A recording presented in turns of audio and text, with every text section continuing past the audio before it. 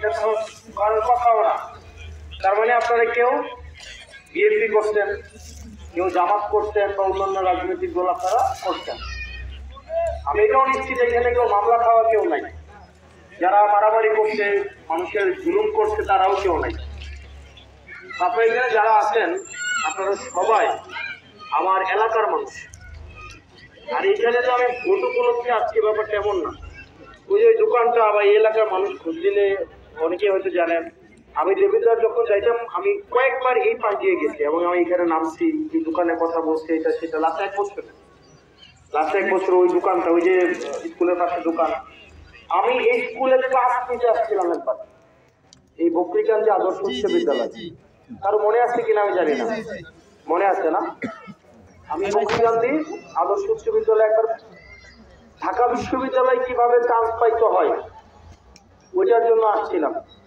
তো আল্লাহ আসলে পরিকল্পনা হয়তো দীর্ঘদিনের পরিকল্পনা, না ওই এই জায়গাতে আনার কথা ছিল না, তাই না? আল্লাহ যেহেতু এই জায়গায় আসছে, তো আপনাদেরকে একটা অনুরোধ করবো, সেটা হচ্ছে ভোট যার ইচ্ছা আপনারা দেন, এটা আপনাদের ইচ্ছা, কিন্তু আমার জন্য আপনারা দোয়া করেন। আপনারা যার ইচ্ছা ভোট দেন আর আমার জন্য আপনারা দোয়া করেন। আর আরেকটা বিষয়, সেটা হচ্ছে যে আপনারা এখানে যারা আছেন সবাই ভোট দেন না কেন, কিন্তু আপনাদের নিজেদের মধ্যে কোনো বিভেদ যেন না হয়। আপনার রাজনৈতিক মতাদর্শের জন্য কারণে আরেকজনকে গিয়ে যেন আঘাত না করেন, আরেকজনকে যেন কষ্ট না দেন, এই জিনিসটা আপনি নিশ্চিত করেন।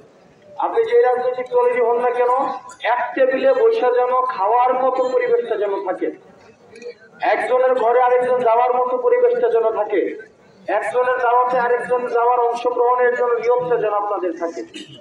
ব্যাপারটা যেন এমন না হয়ে যায় আপনি এক মার্কায় ভোট দেন আর আমি আরেক মার্কায় ভোট দেই, এই কারণে আমাদের মুখ দেখা দেখি বন্ধ। এটার দরকার নাই। আপনি যেই নেতার পক্ষ হয়ে মারামারি করেন, দুইজনের মধ্যে মারামারি করে বাড়ির মুখ দেখা দেখি বন্ধ, এরকম হয় না?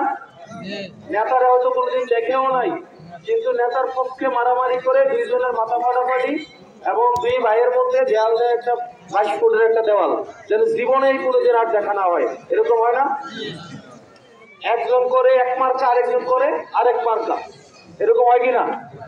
কিন্তু দেখেন ঢাকা শহরে দেখা যায় নেতাদের বিয়েতে কর্মীরা দাওয়াত পায় না, কিন্তু যেই নেতার পক্ষে আপনি মারামারি করছেন ওই নেতারা ঠিকই বিয়ের দিন একসাথে ব্যয় ব্যয় হয়ে এক লোকে চলাফেরা করে, ঠিক কিনা? ঠিক কিনা? লাভ হয় কি? এলাকায় আপনি করবেন মারামারি গালাগালি, কিন্তু নেতারা তো আবার এলাকায় গিয়ে ঠিকই গলাগলি, লাভ আছে কোনো? ওইটা এই কারণে আপনারা নির্বাচনী, সামনে যেহেতু নির্বাচন আছে,